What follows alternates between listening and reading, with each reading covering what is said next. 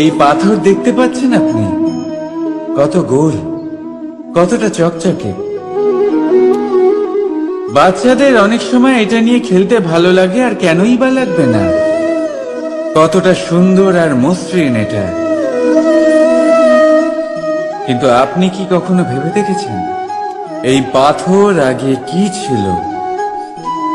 কোনো বিশাল আকার পর্বত, কোনো বিশাল আকার পাথরের একটা বড় ভেঙে যাওয়া অংশ বিশেষ, যেটা কোনোভাবে নদীতে পড়ে নদীর ধারার সাথে বইতে থাকলো, মাটির সাথে ঘর্ষণ হলো, বালির কণার সাথে ঘর্ষণ হতে থাকলো, আর তারপর ধীরে ধীরে এই আকার পেল।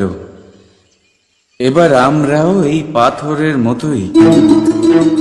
তাই মনে রাখবেন, আপনার ব্যক্তিত্ব, আপনার এই স্বরূপ ঈশ্বরের দেওয়া কখনোই নয়।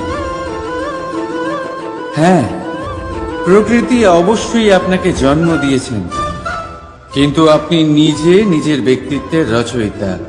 আর আপনি তা রচনা করেন কঠিন পরিস্থিতির মুখোমুখি হয়ে, সংকটের ধারা পার করে। তাই আপনিও এই পাথরের মতো নিরন্তর চেষ্টা করতে থাকুন, নিজের অস্তিত্ব বজায় রাখুন, এই অস্তিত্বকে মহান করতে থাকুন, আর আমার সাথে ভালোবেসে বলুন, রাধা রাধা। দেখতে গেলে এই সংসার বড়ই সুন্দর, কিন্তু আসল সত্যি এটাই যে সংসারে সবকিছু নশ্বর। যেটা কাল ছিল তা আজ নেই, যা আজ আছে তা কাল ছিল না, আর যা আজ আছে তা কালও থাকবে না। প্রত্যেক মানুষকেই যথাসময়ে কালের কাছে মাথা নত করতে হয়। এই রূপের বিনাশ করে বার্ধক্য, প্রাণের বিনাশ করে মৃত্যু, আলস্য, ঈর্ষা ধর্মের বিনাশ করে, আর ক্রোধ বিনাশ করে সম্পর্কের। কিন্তু এরকম একটা অনুভূতি আছে যা একাই সমস্ত গুণ বিনাশ করতে সক্ষম হয়, আর সেটা হলো অহংকার।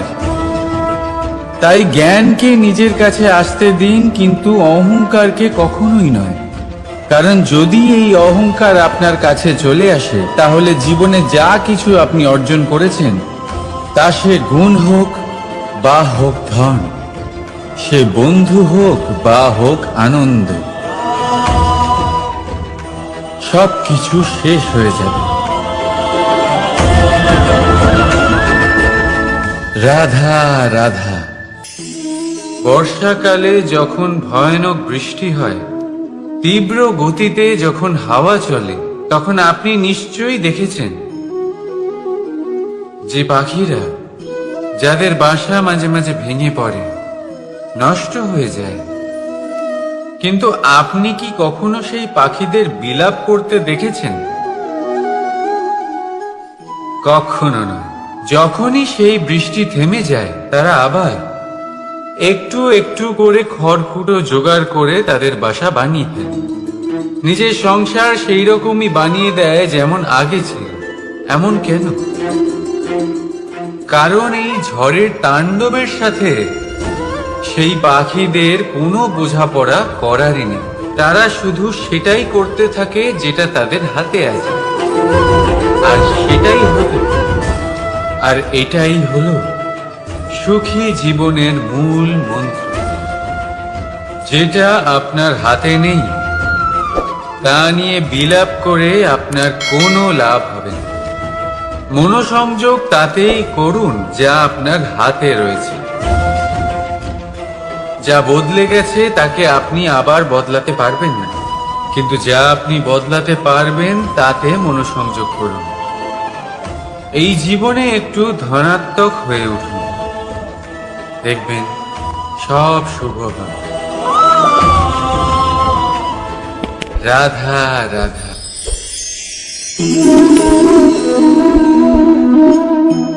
ছোটবেলায় একটা জিনিস আমি কখনো বুঝে উঠতে পারিনি। আমি সবসময় আশ্চর্য হয়ে থাকতাম যে এটা কি করে সম্ভব হতে পারে। ব্যাপারটা ছিল এরকম, আমি আমাদের গোয়াল ঘরে দেখতাম ভিন্ন ভিন্ন রং রূপের গাভী। কারোর রং কালো তো কারোর রং সাদা, কেউ খয়েরি তো কারোর রং বাদামি। এবার আমি দেখতাম কারোর কারোর শিং বড় তো কারোর এত ছোট যে দেখাই যায় না। কোনো গাভী আকারে ছোট ছিল তো কেউ একটু বড়, কিন্তু যখন সেই সব গাভী দুধ দিত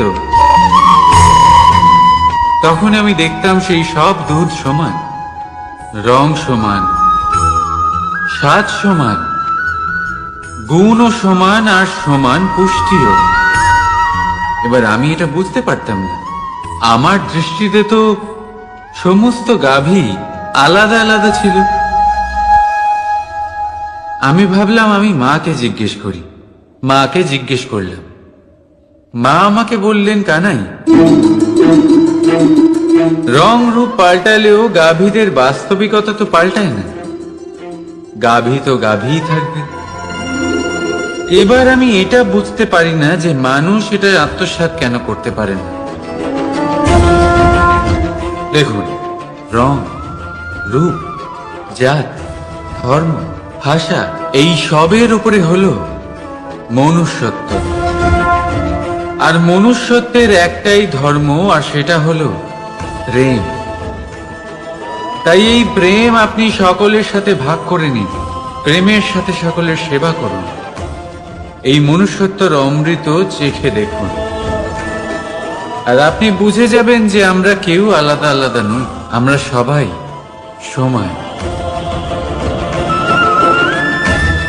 রাধা রাধা। সাগর, কত বিশাল হয় এই সাগর! কি না করতে পারে এই সাগর!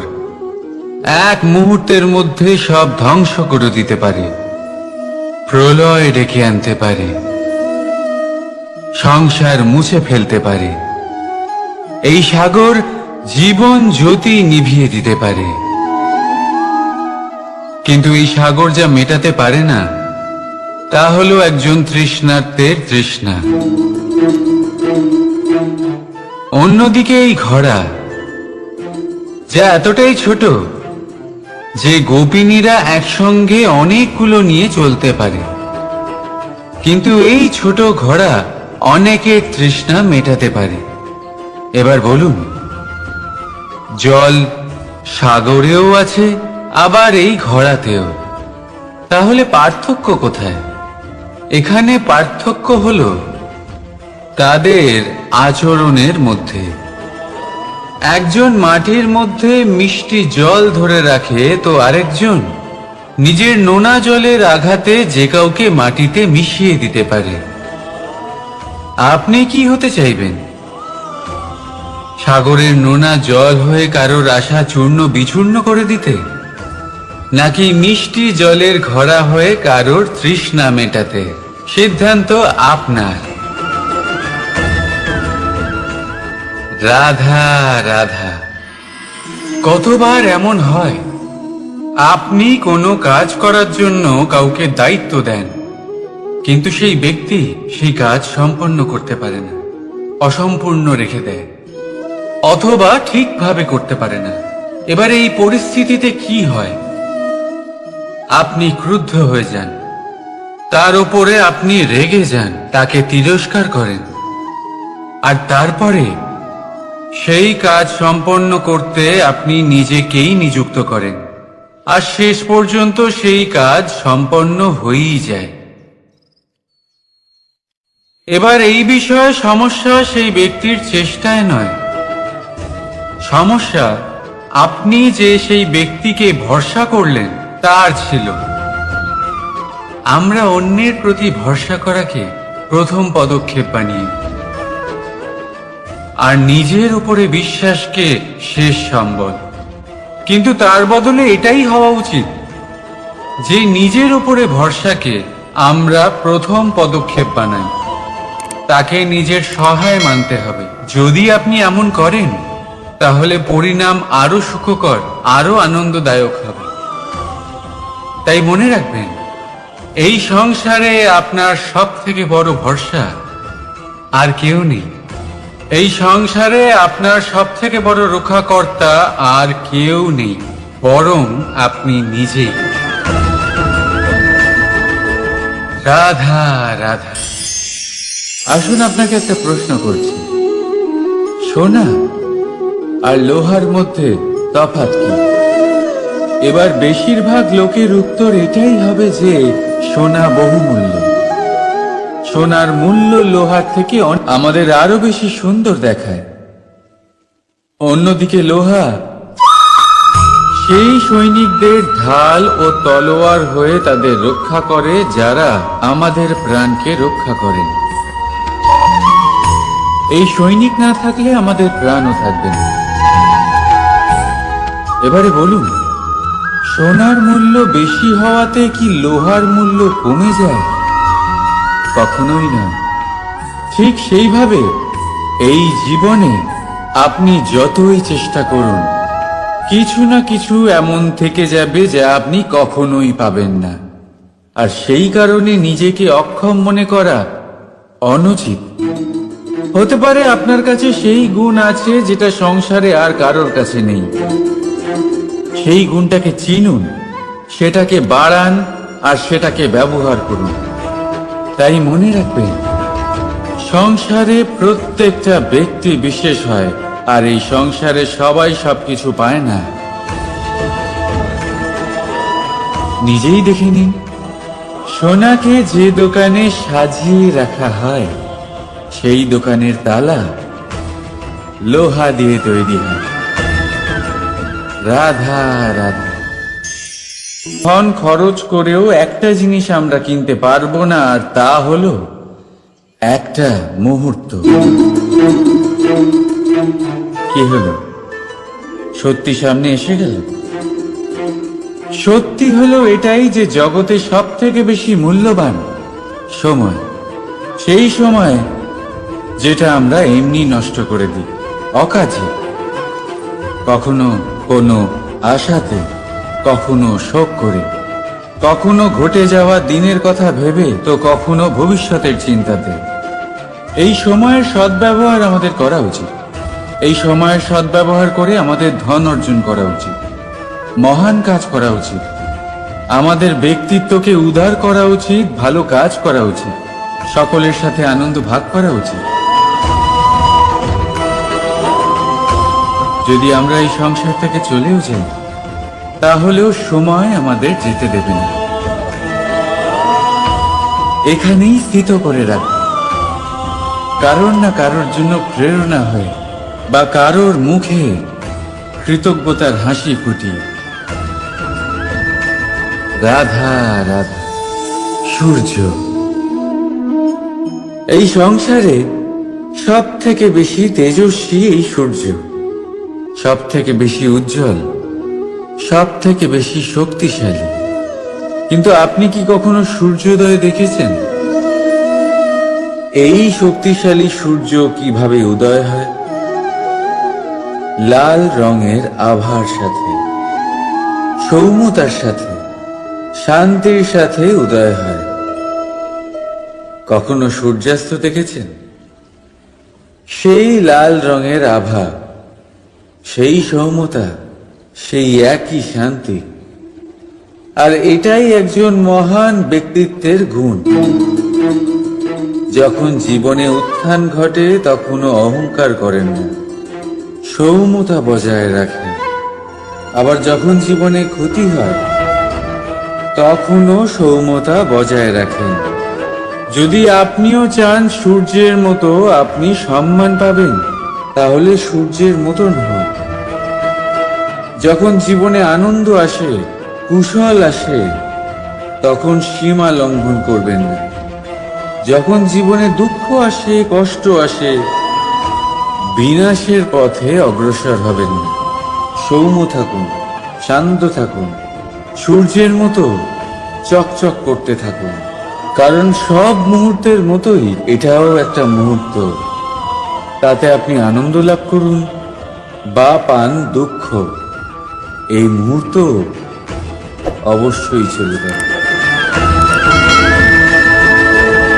রাধা রাধা। আপনি ওই কথাটা নিশ্চয়ই শুনেছেন, যখন ভগবান একটা দরজা বন্ধ করেন তখন অন্যদিকে অনেক দরজা খুলে দেন।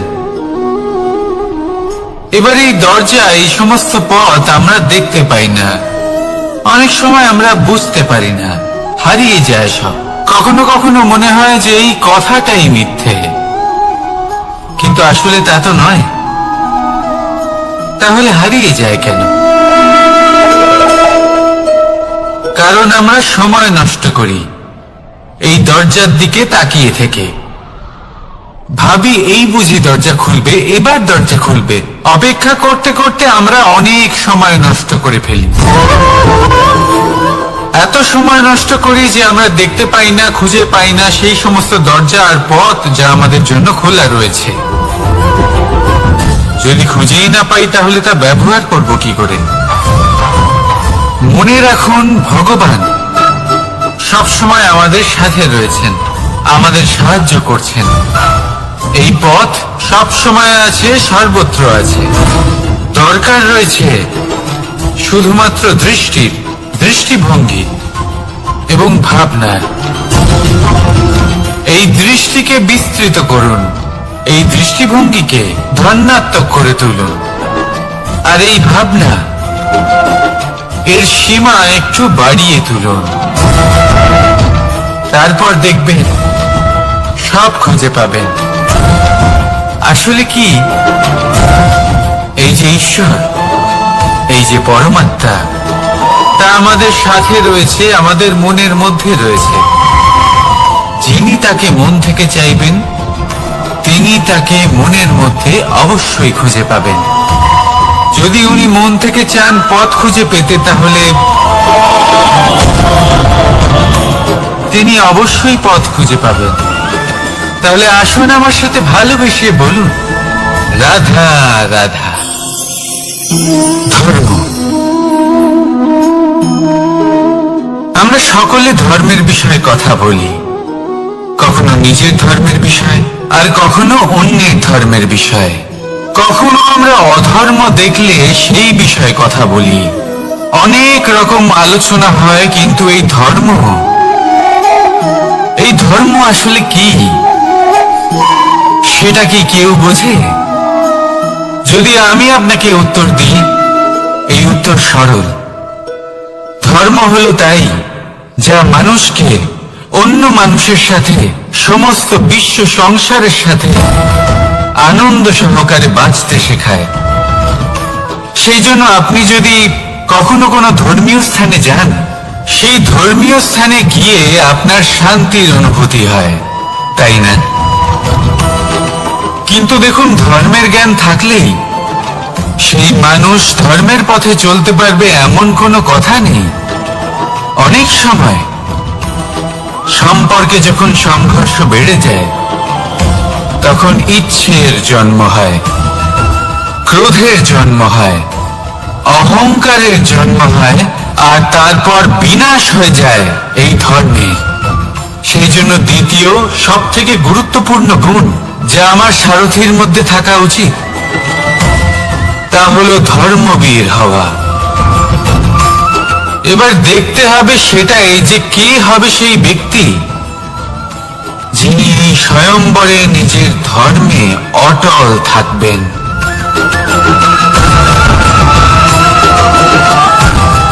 কারণ সেই ব্যক্তি এই সংসার থেকে সরে এসে ধর্মের পুনঃস্থাপনের এই মহাকার্যে আমার সারথী হতে পারবেন। তাহলে আসুন আমার সাথে ভালোবেসে বলুন, রাধা রাধা। কর্ম, ধর্ম, জ্ঞান, এই তিন স্তরে অনেক মানুষ পৌঁছতে পারেন। অনেকে এই পরীক্ষা দিয়ে তাতে উত্তীর্ণ হয়ে যেতে পারেন, কিন্তু শিখরে পৌঁছে শাসন তিনিই করতে পারেন যার কাছে এই চতুর্থ গুণটিও থাকে। সমর্পণ অত্যন্ত গুরুত্বপূর্ণ একটা গুণ। এটা এই সমর্পণ আসলে অত্যন্ত গুরুত্বপূর্ণ। পূর্ণ সমর্পণ দরকার নিজের লক্ষ্যের প্রতি, সমর্পণ নিজের কর্তব্যের প্রতি, সমর্পণ নিজের আত্মার থেকে নির্গত স্বরের প্রতি, সমর্পণ নিজের রথের প্রতি, অর্থাৎ আমার প্রতি। এবার এই পরীক্ষায় অত্যন্ত কঠিন এক বাঁক আসতে চলেছে, যেখানে সারথীকে সমর্পণের নিরিখে পরীক্ষা করা হবে, আর তাতে উত্তীর্ণ হওয়ার পরেই তার হাতে ধর্ম স্থাপনের রথের রাশ তুলে দেওয়া হবে। দেখা যাক কি হয়। ততক্ষণ আপনি প্রসন্ন থাকুন আর আমার সাথে ভালোবেসে বলুন, রাধা রাধা। মাকড়সারা ভীষণ পরিশ্রম করে এটা তৈরি করে, নিজের শরীরের রস দিয়ে এই জাল বনে। আপনি কি এটার উদ্দেশ্য জানেন? আসলে মাকড়সা এই জালে ছোট কীটপতঙ্গ ধরে তাদেরকে খাদ্যরূপে গ্রহণ করে। কিন্তু আপনি কি এই কথা জানেন যে একদিন মাকড়সা নিজেই নিজের জালে জড়িয়ে মৃত্যুবরণ করে থাকে? বলুন, কি করেন আপনি এই জাল দেখতে পেলে? দেখতে পেলেই মুছে ফেলেন এর অস্তিত্ব, তাই না? তেমনি অন্যদিকে পাখির বাসা, পাখিরাও ভীষণ পরিশ্রম করে এটা তৈরি করে।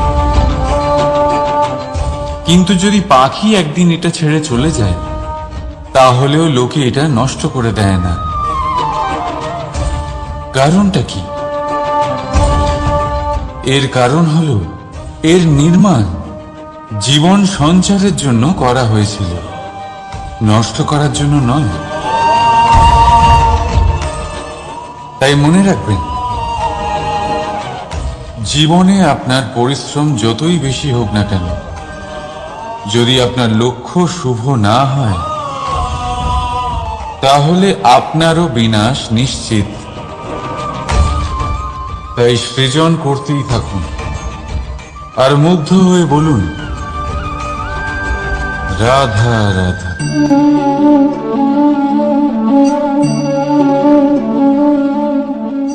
আপনার কি মনে হয় আমি কি করছি? আপনি বলবেন আমি প্রদীপ জ্বালাচ্ছি। সঠিক, কিন্তু প্রশ্ন হচ্ছে যে আমি কি আপনাকে বলেছি যে একে প্রদীপ বলা হয়? না। এই প্রদীপ কি নিজেই নিজের পরিচয় আপনাকে দিয়েছে? না। তাহলে আপনি কি করে জানলেন যে একে প্রদীপ বলা হয়? উত্তর হচ্ছে প্রকাশ, যে স্বয়ং জ্বলে অন্ধকারের মধ্যে সংসারকে পথ দেখায়, সেটাই প্রদীপ। যা নিরাশার মাঝে আশার আলো প্রদর্শন করে, সেটাই প্রদীপ। অপর দিকে আছে সাপ, যাকে না দেখেও তার ফনার আওয়াজ শুনেই লোকে ভয় পেয়ে যায়। তার মানে ব্যক্তির পরিচয় তার কর্মের দ্বারা পাওয়া যায়। তাই আপনার এটা বলার প্রয়োজন নেই যে আপনার পরিচয় কি। এটা আপনার কর্মই নিশ্চিত করবে যে লোকে আপনাকে প্রদীপ ভেবে ভালোবাসবে নাকি সাপ ভেবে ভীত হয়ে থাকবে। রাধা রাধা। সময় কত বিচিত্র হয়। সময় আমাদের পক্ষে থাকলে আমরা নিজেদের রাজা মনে করে নিই, আর সেই সময় যদি বিপক্ষে চলে যায়, তাহলে নিঃস্ব হতে সময় লাগে না। তাই মানুষের একটা অভ্যেস আছে, খারাপ সময়ের জন্য কিছু সঞ্চয় করা। আত্মীয়, বন্ধু খারাপ সময় পাশ থেকে সরে যায়। যশ, মান প্রতিকূল সময় চিরস্থায়ী হয় না। তাই মানুষ মনে করে অর্থ সঞ্চয় করাই শ্রেয়। অর্থের কোনো হৃদয় নেই যা সময়ের সাথে পরিবর্তিত হবে। সংসার বলে সর্বদা অর্থ সঞ্চয় করতে থাকুন। খারাপ সময় অবশ্যই কাজে লাগবে, কিন্তু আমি বলবো শুভ কর্ম করতে থাকুন, আনন্দে থাকুন, নিজের ওপর আর ঈশ্বরের ওপরে বিশ্বাস রাখুন। খারাপ সময় কখনো আসবেই না।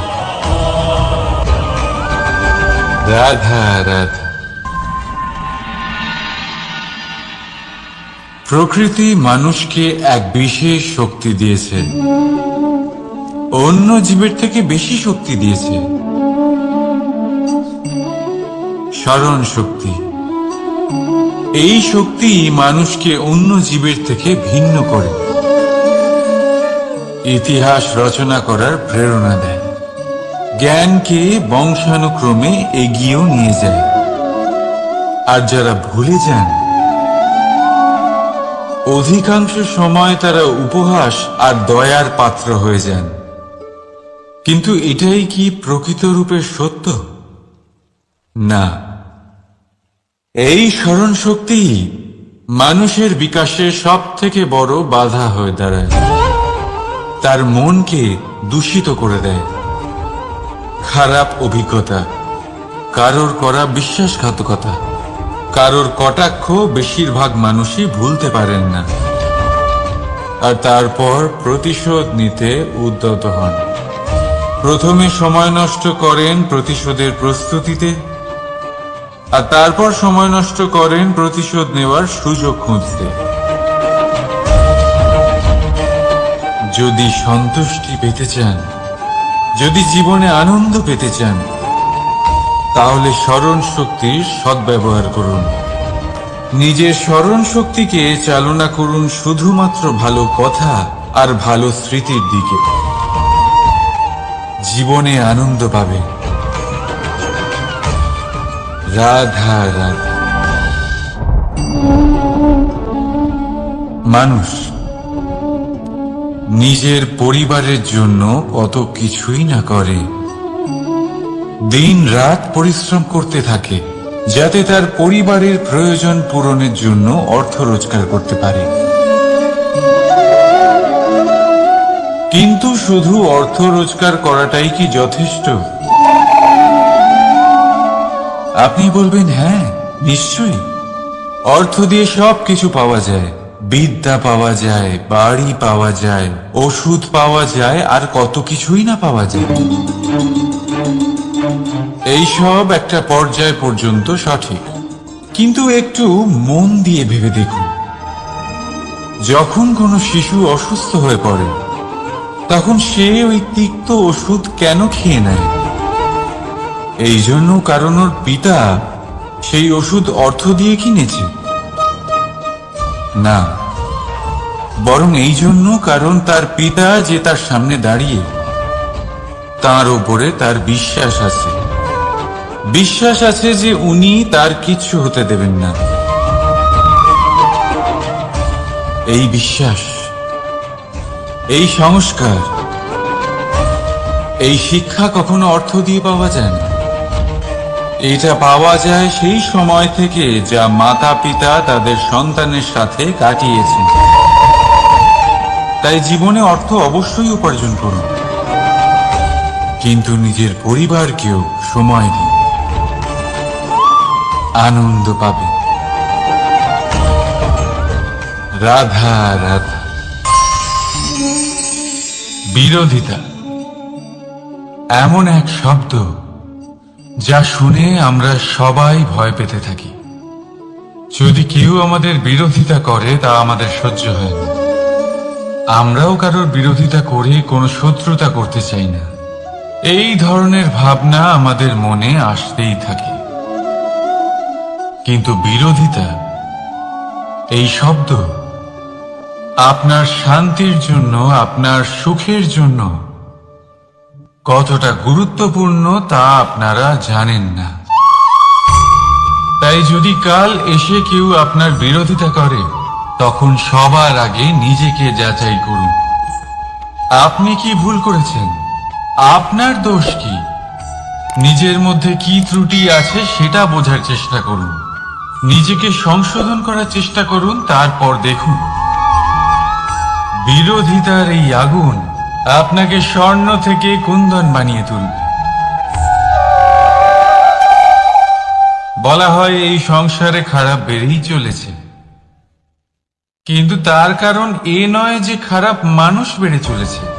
তার কারণ হলো যে ভালো মানুষ, যাদের ভালো চিন্তা, ভালো বিচারধারা আছে, তারা খারাপের বিরোধিতা করতে পারে না। যদি আপনার সম্মুখে কোনো খারাপ কর্ম হয়, তাহলে তার বিরোধিতা করতে সংকোচ করবেন না, কারণ বিরোধিতার এই আগুন মন্দকে পিছুপা হতে অবশ্যই বাধ্য করে। রাধা রাধা। বিশ্বাস, জীবনে বিশ্বাস কতটা গুরুত্বপূর্ণ। একজন স্ত্রী তার স্বামীর হাত ধরে যে কোনো জায়গায় যেতে পারেন, এর কারণ হলো বিশ্বাস। তার নিজের স্বামীর ওপরে বিশ্বাস আছে। যখন একজন মা তার ছোট বাচ্চাকে কোলে তুলে হাওয়ায় ওঠায়, তখন সেই বাচ্চা ভয়ভীত হয়ে যায় না। তার কারণ হলো বিশ্বাস। তার বিশ্বাস আছে যে তার মা তার কিচ্ছু হতে দেবে না। এক বৈদ্যের দেওয়া ঔষধ সন্তান কিছু না বুঝে শুনেই খেয়ে ফেলে। সেই বৈদ্যের জ্ঞানের বিষয়ে তার কোনো ধারণাই থাকে না, শুধু নিজের পিতার উপরে বিশ্বাস আছে যে তার পিতা তাকে খারাপ কিছুই দেবে না। যখন এই সংসারের প্রতিটা বন্ধন বিশ্বাসের উপরে দাঁড়িয়ে আছে, তাহলে কেন এই বিশ্বাসকে আমরা জীবনে আনতে পারি না? আপনি নিজেই দেখুন, এই বিশ্বাস নিজের জীবনে এনে দেখুন, সবকিছু আরো সুন্দর হয়ে যাবে। তাই ভালোবেসে বলুন, রাধা রাধা।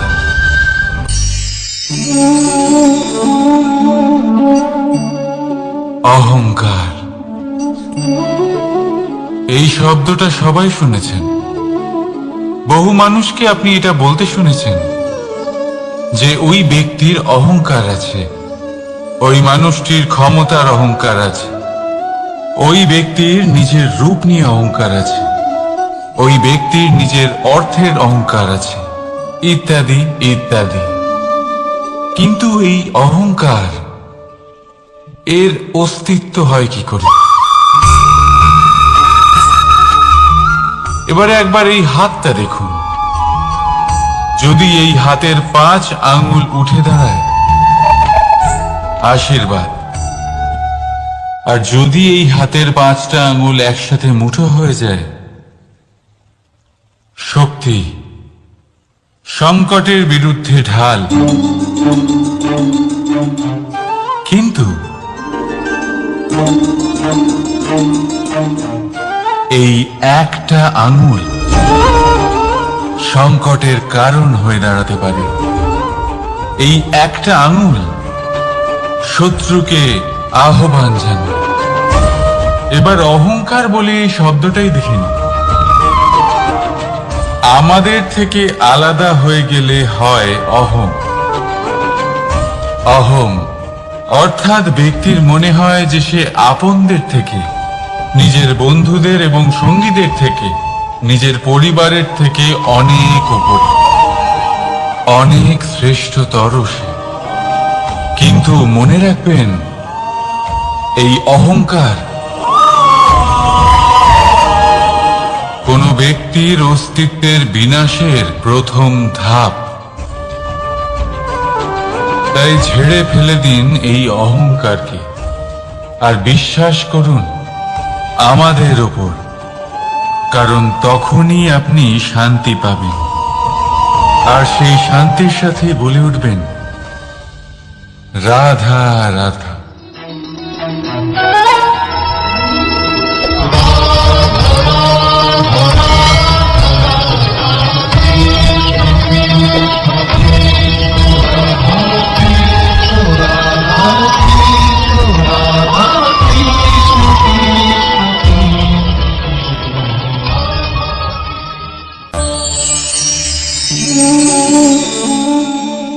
সাফল্য। যদি আপনাকে জীবনে সাফল্য পেতে হয়, তাহলে আপনি একাধিক মানুষ পাবেন যারা একাধিক উপায় বলবে আপনাকে সাফল্য পাওয়ার। দীর্ঘ সময় ধরে পরিশ্রম, চেষ্টা, নির্ধারণ, নিষ্ঠা এই বিষয়ে ভাষণ দিতে থাকবেন। একাধিক রকমের উদাহরণ আপনার সামনে তুলে ধরবেন। কিন্তু আমার এটা মনে হয়, আমরা কেন সেই বিষয়ে কথা বলি না যা মানুষকে অসফল করে তোলে? শুধু দুটো ব্যাপার অসফল হওয়া নিশ্চিত করে। শুধু দুই ধরনের মানুষ বেশিরভাগ অসফল হন। প্রথম তারা যারা ভাবে অনেক কিছু কিন্তু কিছুই করে না, আর দ্বিতীয় তারা যারা অনেক কিছু করতে থাকে কিন্তু ভাবনা চিন্তা না করে। ভাবনা আর কর্ম, এদের মাঝে সামঞ্জস্য রাখা খুব জরুরি। যদি এটা থাকে, তাহলে জীবনে কখনো অসফল হবেন না। রাধা রাধা। আপনি অনেককে এই কথা নিশ্চয়ই বলতে শুনেছেন, এই ব্যক্তির দৃষ্টিতে দম্ভ আছে, এই ব্যক্তির চোখের ওপর অহংকারের পর্দা পড়ে আছে, ইত্যাদি ইত্যাদি। চলুন আমি আপনাকে একটা প্রশ্ন করছি, আপনি দেখেন কি দিয়ে? দৃষ্টি দিয়ে নাকি দৃষ্টিভঙ্গির সাহায্যে? ভাবুন। চিন্তায় পড়ে গেলেন নিশ্চয়ই। দৃষ্টি যে কোনো বস্তুর বা যে কোনো মানুষের শুধু বাইরের রূপটা দেখায়, যেখানে দৃষ্টিভঙ্গি আপনাকে সোজা আসল পরিচয়ের সাথে সাক্ষাৎ করেন। উদাহরণ হিসেবে চন্দ্র। চন্দ্র আমরা সবাই দেখেছি। বহু মানুষ আছেন যাদের চন্দ্র অত্যন্ত সুন্দর লাগে, আবার কিছু মানুষ এমনও আছেন যারা এই চন্দ্রের মধ্যেই দাগ খুঁজে বার করেন। এই হলো দৃষ্টিভঙ্গি। যদি নিজের দৃষ্টিভঙ্গিতে প্রেম রাখেন, ভালোবাসা রাখেন, সম্ভ্রম রাখেন, তাহলে তার বদলে আপনিও প্রেম আর সম্মান অবশ্যই পাবেন। এবারে দেখুন, যে জল দিয়ে ঈশ্বরের মূর্তি ধোয়া হয় তাকে চরণামৃত বলা হয়। এটার কারণ দৃষ্টিভঙ্গি। এখন আপনি পাথরকে ভগবান ভেবে পুজো করবেন, নাকি ভগবানকে পাথর ভেবে পরিত্যাগ করবেন? সিদ্ধান্ত আপনার, কিন্তু এই সিদ্ধান্ত নির্ভর করে আপনার দৃষ্টিভঙ্গির ওপর। তাই নিজের দৃষ্টিভঙ্গি শুভ রাখুন, নিজের দৃষ্টিভঙ্গিতে ভালোবাসা রাখুন, আর আনন্দে বলুন রাধা রাধা।